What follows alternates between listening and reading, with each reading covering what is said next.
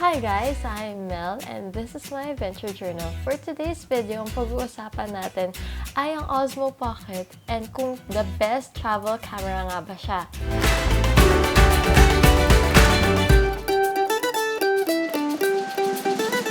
I won't start with the reason why I bought this, saan ko siya binili, magkano. Ilalagay ko siya sa bandang dulo kasi medyo exciting yung story na yun. I'll be discussing the pros and cons of this product. I'll also show you sample footages. This is the DJI Osmo Pocket. It was released last year, 2018. I'll talk about the pros now. One of the pros of this product is super gaan niya. It weighs 116 grams. And mas mabigat pa tong cheese na to. This weighs 200 grams. Hindi ka mapapagod bitbitin siya lagi and anywhere kasi ang super gaan niya lang. About the size, in comparison to this cheese, mas mataas itong ng konti yung Osmo Pocket. It fits anywhere. It fits on your small bag, your pocket, your anywhere. Tsaka, pwede mo lang talaga siya bitbitin habang naglalakad, habang tumatakbo. It's super travel-friendly kasi ako, commuter ako, and naglalabas ako ng camera na nakakatuwa siya ilabas sa jeep.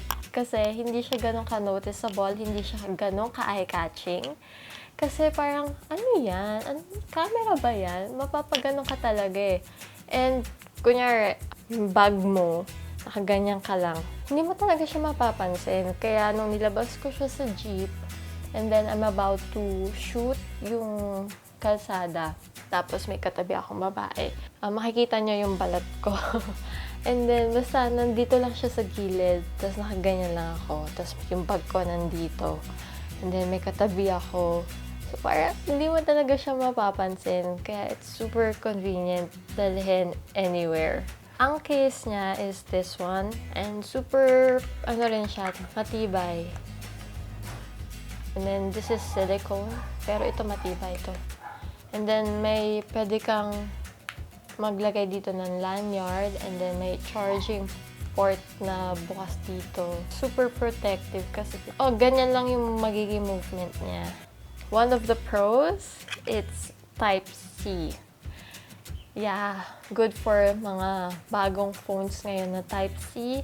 Isa pang kinaganda ng Osmo Pocket is yung mga firmware updates nila. Kasi yung mga imperfections ng Osmo Pocket, inaayos nila internally and you just have to connect your phone para ma-receive nyo rin yung updates. They added 2K resolution and others. Pagdating naman sa video quality, meron siyang 1080p and kakalagay lang nila ng 2K resolution and meron siyang 4K. And super ganda naman talaga yung video quality ng Osmo Pocket. Ang sunod naman is the stabilization. Of course, one of the perks, it's 3-axis gimbal. Stabilize niya yung video. Ang gusto kong feature dito sa Osmo Pocket is the time-lapse, hyperlapse, motion lapse, face tracking. Ano yung video? High-tech na yan, ano? Susundan ka niya. Oo nga, no? Bastos.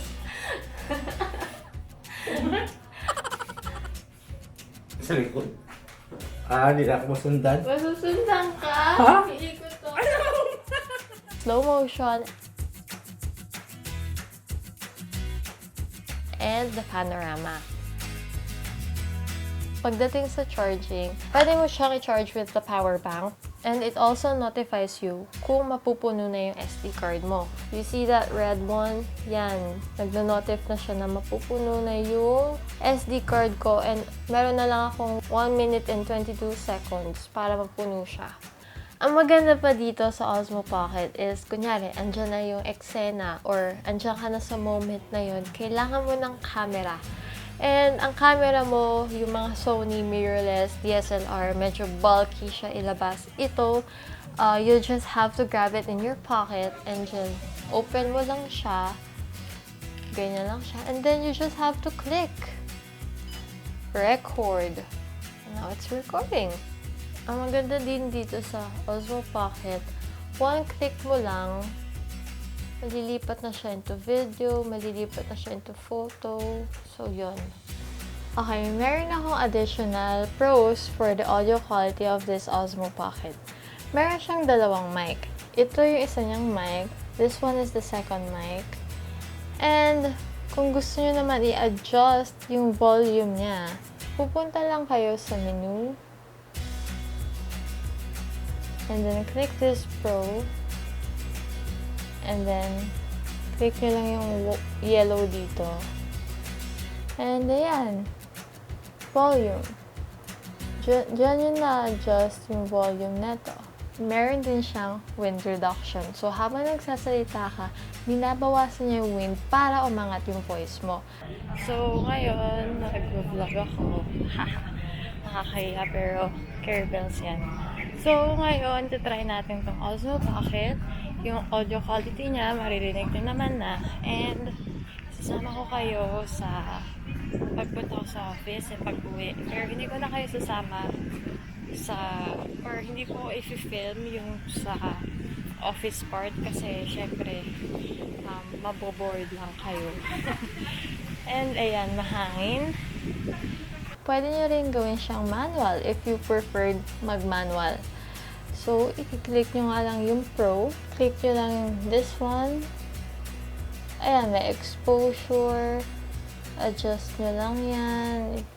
Whatever exposure you want or naka-auto, o naka-manual, ganyan. Okay. And then, kung gusto nyo naman na kayo yung mag-edit ng colors, pwede nyo siyang gawing D-like or normal. Or kung gusto nyo palitan yung white balance, you can do so. Hindi perfect ang Osmo Pocket. May mga downside din siya. Like, pag bibilhin mo siya, hindi mo siya pwedeng i-test muna bago bilhin. Kailangan mo muna siyang bilhin bago i-test. Kasi, the first thing you'll do is to activate the firmware. So, kailangan mo i-connect yung phone mo and mag-download ka ng DJI Mimo app, saka mo siya matetest. So, kailangan mo talaga siyang bilhin muna. Hindi ka rin makapag-attach ng lanyard. So, kailangan mo pang bumili ng silicone para sa lanyard. Of course, the list goes on. Maliit ang screen. Yes, it is so small. Ang sunod naman is Type-C siya, guys. So, downside siya kasi hindi lahat ng phone is Type-C. Like me, naka-micro USB pa pala yung phone ko. Kaya nung binili ko siya, nakikonnect muna ako kay kuya. Doon siya na-activate. And, bumili pa ako separately ng adapter. Ang binili kong adapter, it's this one. Hindi yung parang converter na adapter. Hindi na ganun yung binili ko kasi dapat ganun yung bibilin ko. Kaya lang sabi ni kuya, maghanap daw ako ng ganito. Baka meron daw naman online. So, nakahanap ako sa Shopee and may kasama siyang lalagyanan. Lalagyanan niya, it's so cute. Ito yung takip ng Osmo Pocket. Yung original na nandito. Another downside, hindi ka pwede mag-zoom. Oo, hindi pwede mag-zoom. Ako pa naman ang hilig-hilig ko mag-zoom. Kapag ginagamit ko tong Sony, lagi yan naka-zoom para yung background nun naka-blur. Ito talaga hindi ka pwede mag-zoom. Isa pang problema ko dito is yung pag naglalakad. Pag naglalakad ako, nag-up, down siya.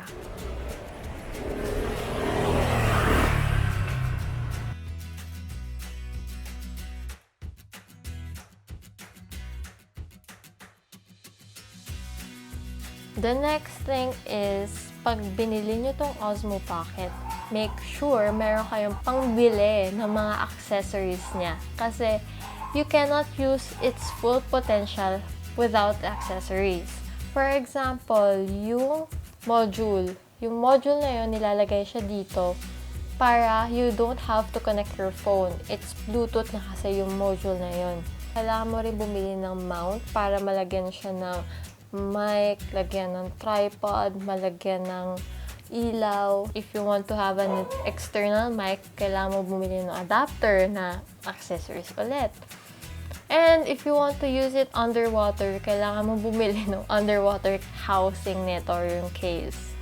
About the iOS, hanggang 3,200 lang siya.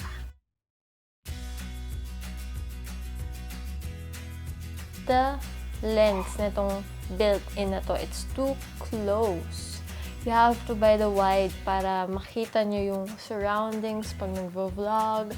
And here's a sample clip. So, ganito ang itsura pag super naka-extend ang arms ko. Ganyan. Ganyan. So, pag nakaganyan, alam nyo, hindi extended yung arms ko. Ganyan. Pagdating naman sa cons ng wind reduction, pag super lakas na ng hangin, nagre-reduce din yung voice nyo. Kunyari, nagsabay yung hangin tsaka yung voice nyo, pati yung voice nyo nalilis. So, ganito yung magiging itsura niya. Fully try yung mga features na ng Osmo Pocket. Tapos, sana hindi umulan. Kasi kung umulan, mahirap mag-film. Pero ayun, try out natin ito. Osmo Pocket. So, against the sunlight ako.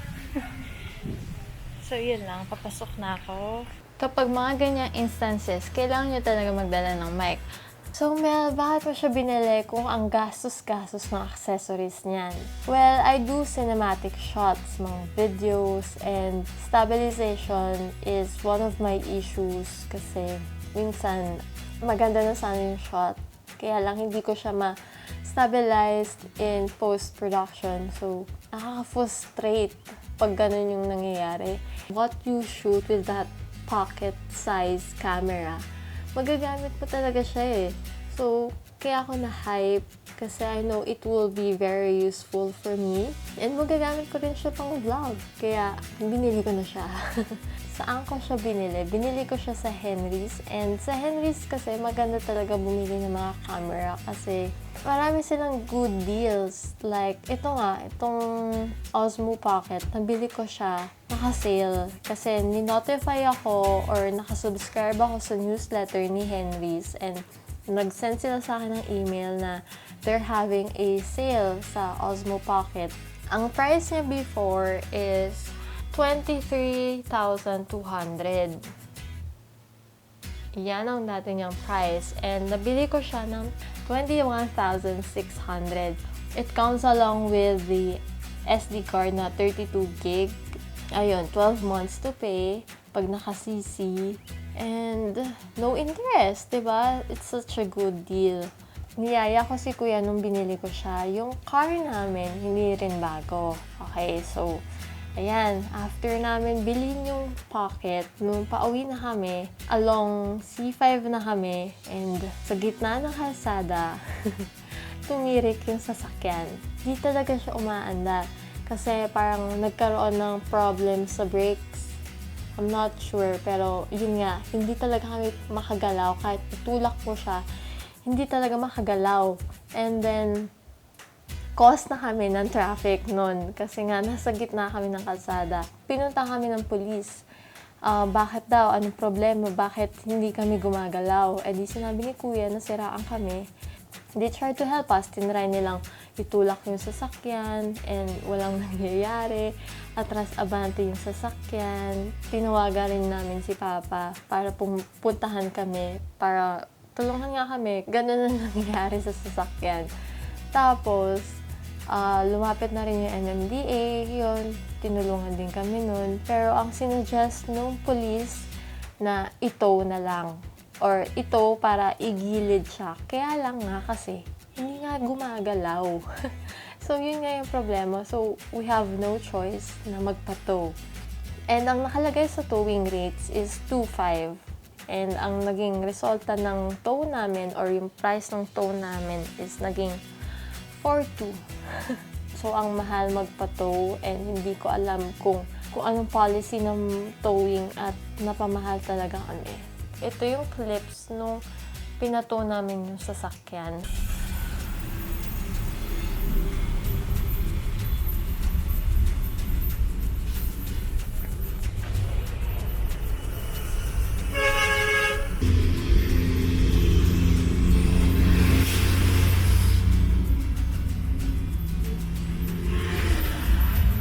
diretso na siya sa talyer. Yung talyer naman is malapit naman sa bahay, so nilakad na lang namin yun. Hindi ko pa pala napakita sa inyo kung ano yung nasa loob ng box na to. Well, of course, ang kasama sa box na to is yung mga manual.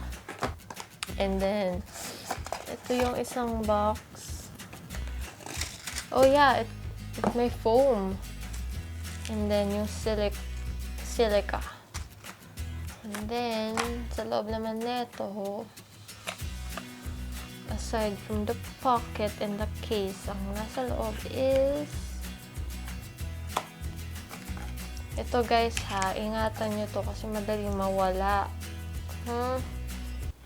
Ingatan nyo yan. Ako, itatago ko na lang to kahit hindi ako C-type or naka-iPhone. And ito yung isang strap. And then the charging. So, yun lang. I guess that's it for today's video. I hope nasagot ko lahat ng questions nyo regarding this Osmo Pocket. And ipapakita ko rin sa inyo in a short montage lahat na nakuha ko with this thing. Okay? I'll see you guys next week. Bye!